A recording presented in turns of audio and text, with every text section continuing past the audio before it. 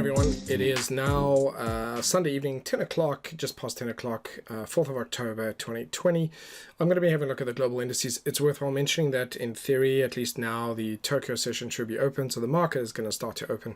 There's been a lot of news this weekend. I mean, main focus for kind of people who follow the news, and especially those on Twitter, is going to be that President Trump has been at Walter Reed, and there's some concerns over, there's just a lack of information to really kind of know what the status of his health is. He may actually be in great danger, or he may, it's just very tricky to kind of tell and how this might impact the market. So I did a video last week where I basically spoke about the fact that in my sort of humble opinion, I'm kind of the feeling that the markets will largely do what they're going to do anyway, but there might be a bit of a gap up or down depending on what this news this weekend has done in terms of creating tension for the markets.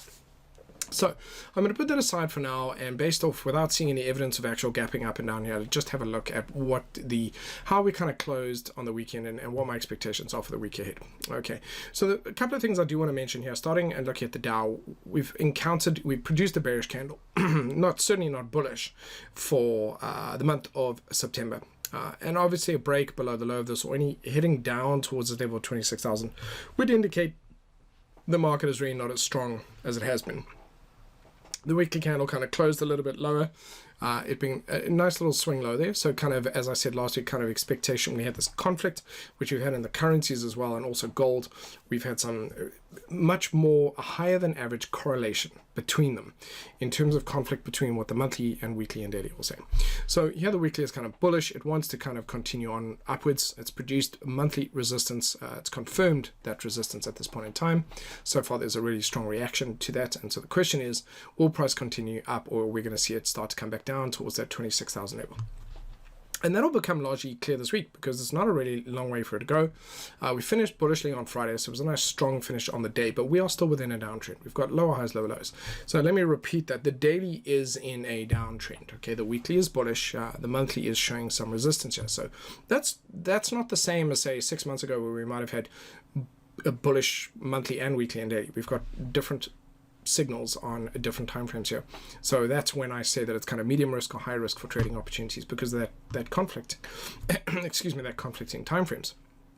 So what I'm looking for this week is to see if we break below 27,000 and then head down towards 26,000. What that will ultimately do is kind of let off some of that steam on the monthly. All right, so it might cause a little bit of panic if people are prone to panic, but actually a pullback to this level to test this for support is not necessarily a bad thing. And usually at these levels, there's tons of buy orders, so the price will just bounce off that immediately. So if I do any shorting of any shorts on this intraday, much lower time frame, I'll make sure I exit the trades ahead of these levels because they will bounce. And most people get incredibly excited about this. They start shorting the market, they jump in late, they don't have stop losses on, and the market bounces off here, and then they get caught on the wrong side of it, and then the market recovers and carries on, and that's a very expensive way to kind of do that. So downtrend on the daily, but it has actually retraced quite high. It looks nice and bullish. The daily is showing some potential here to continue to climb a little bit higher. Obviously it's done a head and shoulders here, meaning that we've kind of broken this low here, and traditionally when you have a sort of a head and shoulders pattern, traditionally this distance here kind of from the neckline, which is from where my mouse pointer is up to here, we would travel down towards about this area. So 26,000 down to 25.5 is implied here, but we ultimately we really haven't done that. We've pulled right back up here. We're testing resistance, daily resistance, that's the blue color, and so I want to see if we break above that. Alternatively, if we break below 27,000 or in the next 24 hours. And really that's because the weekly is looking bullish, the monthly is looking overextended and a little bit bearish, and the daily is in a downtrend but looking bullish here. It really is mixed signals. This is not always the case. And so that's what I'm going to be looking for here before I take any further action. The S&P has also retraced and is looking bullish. It's back over this monthly level of 3,300, holding that actually up as support. It also produced a swing low, a bullish swing low on that weekly time frame. Didn't really close that strong, but it did produce that follow through. It is overextended and has produced a bearish candle. So any break of the low of this monthly candle, which is a break specifically, if we want to get really accurate about it, is 3198. If we break the low of that, then it's reasonable, I think, to expect price to head down towards 3,000 and 2829, around about there. So again, looking to see if we break below 3,300 in the first 48 hours of the week. Potentially might look for shorting opportunities down towards 3,000. Again, there's always going to be buyers at these low levels, and so price will encounter a mixture between the two. But that weekly wants to continue upwards. The daily is still technically in a downtrend with a lot of bulls in at the moment. So it's going to be watching the 1 hour, 2 hour, and 4 hour timeframes to see if the market can keep heading up higher, break above 3,400, break this high. Then I'm going to start to lean towards the upside. Then it's going to start to look really good. If we fail to kind of convincingly get above that and we start to hit low almost immediately and we break this low, this previous swing low here, then I'm going to start looking more bearish. So it is waiting for it because it is giving those conflicting signals. And when it breaks those highs and lows, it starts to reveal which one is likely to win out between the daily, weekly, and monthly. Now, of course, the Nasdaq, which is the most bullish of the bunch, has broken this downtrend, but then immediately came back down. Sort of managed to get above 11.5, and now it looks as though it's showing that there's some daily resistance and has come back down. The weekly was beautiful, followed through, but then kind of finished a little bit weak. That's not a great sign, and the monthly is very much overextended and very due for a correction down to 10,000.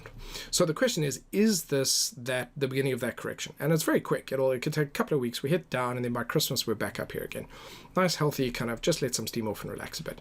So absolutely here I'm looking to see if we can get back up above this previous high to maintain that uptrend. On the 4 hour I can do that, just marking that high, following the lows. In fact, you know what I'm going to do? I'll just drop it in here. Okay, so there we go, 11,604. Looking to see if we break above the high of that in the lower time frame. Then I'll start looking potentially and cautiously for moves up to 12,000. Alternatively, we start to immediately break lower and we break these lows. I'm going to look for shorting opportunities down to these key levels. Look at the mini Russell 2000. This is not as bullish, not as strong. Okay, it's largely the angle of price action here is largely sideways, although it's trying to stay above support. It doesn't look as strong. The monthly is again had a really big move to the upside, and had a really good recovery on the daily. So I again, on the shorter time frames, there do appear to be bulls present who want to push this higher, and these are the same ones present in all of the charts we just had a look at. But at the same time, there's something funny going on at the moment. So it doesn't mean that by the end of next week, it's like made a decision and is committed and has trended beautifully. It's just that it means I start out with a little bit more caution. Having a look at the FTSE. The FTSE is actually creeping lower. So this is now coming down to level of support. I've kind of mapped it out here. Let's call it 5,745 or 50. And that weekly is definitely starting to look sideways and weak. So any breaks below this level of support, which I think I can now map out as a weekly level, would certainly have me looking for moves to the downside. That monthly chart is incredibly bearish. It's got, you can just see that attempt, fail, attempt, fail, attempt, fail, attempt, fail, and it's holding on to level of support here. It's now putting in a series of lower highs on the weekly. Those in isolation imply that this is going to break below this level and drop. And if it does drop, it's going to head down towards 5.5. So that's not looking as strong as the US. In order for me to kind of feel that that's gone by the wayside, I really actually want to see a break of the high of last month's candle. I'm going to swing low here, so I'm going to want to see a break roughly above 6.1.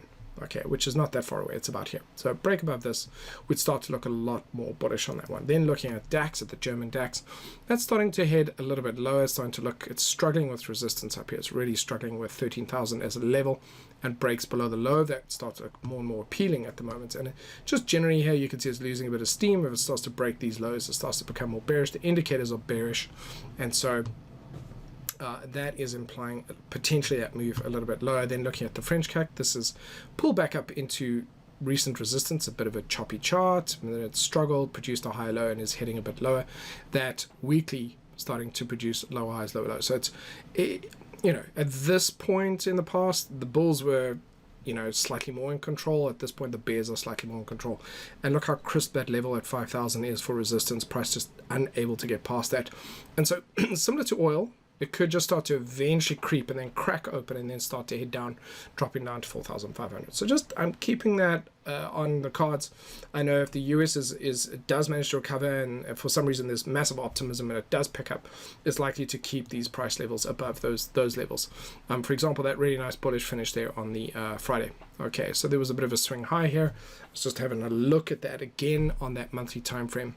Similar resistance to what we saw on the DAX. Okay, similar weekly chart. So the FTSE, so basically European, the FTSE, the UK, Germany DAX, the French CAC, the Euro stocks are all looking largely the same on the weekly, just not as bullish as the US markets. Then having a look at the Nikkei, this one has been performing very nicely on the daily. All right, it's now starting to run out of steam on the weekly, certainly heading into resistance at 24,000 and certainly bumping its head up against that. I'm quite happy for it to continue to push a little bit higher. That actually makes sense to me. But again, it's not looking this. It's not crystal clear in terms of its bullishness. It's struggling with its own thing. Now, again, and this was a potential profitable move that happened in the last week. This actually set up as quite a nice little bearish move on the ASICs. Excuse me. And so price rolling over here, also starting to look very much more bearish. That's a beautiful swing high, very similar to oil in that behavior. And so this chart technically is saying I want to head lower. If it can break through this level of support at 5.8, it's going to head down, almost certainly down towards 5.5. So that is looking more bearish than bullish of the bunch. So it's interesting, when we started in the US, we were leaning on the bullish side. As we head towards Australia, going from west to east, it starts to look more and more bearish. So a couple of things to keep an eye out in the news. There's obviously lots of high impact news this week. We've got FOMC in the middle of the week. We've got jobs and concerns out of the US, certain things that could impact it there. We've got Trump's health and the ongoing US election, which has got, it's got under a month away. There's a lot that can add volatility to the markets and sentiment. But technically, the US is looking leaning bullish, okay, which just means it's not strong bullish, but it's leaning bullish. And then going as we head away, we look through across Europe, they are neutral. And then as we head sort of more east, they tend to go leaning bearish or neutral to leaning bearish. And so that's what I'm looking for, is breaks of these lows to confirm these trends. Just means that I'm either will only focus on the ones with the clearest trends and trend in the direction of that, but also waiting for alerts to break on the lows of these. So if this starts to head bearish and a few more of the bearish ones start to head that way, it could be an indication that the US market's also going to start to do that. So Asian sessions might be a clue here.